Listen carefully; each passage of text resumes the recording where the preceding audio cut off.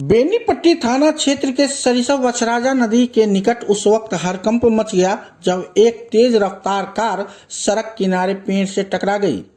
टक्कर इतनी जबरदस्त थी कि टक्कर की आवाज पेट्रोल पंप तक स्पष्ट रूप से सुनी गई।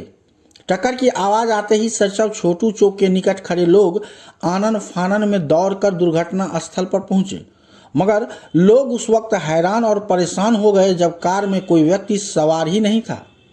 अगल बगल के लोगों से पूछताछ हुई तो पता चला कि कार में एक ही व्यक्ति सवार था जो चालक था।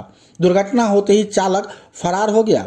उधर पेड़ से टक्कर जोरदार होने की वजह से कार पीछे होकर सड़क पर आ गई थी, जिसे स्थानीय लोगों ने ट्रैक्टर की मदद से सड़क किनारे खड़ा कर दिया।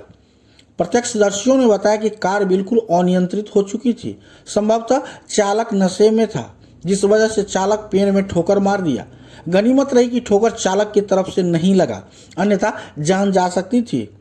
प्रत्यक्षदर्शियों ने बताया कि कार अगर पेड़ में ठोकर नहीं मारती तो सड़क पर विपरीत दिशा से आ रहे बाइक सवार को ठोक देती। उधर चालक के सकुशल चले जाने के बाद स्थानीय लोगों ने राहत की सांस ली है।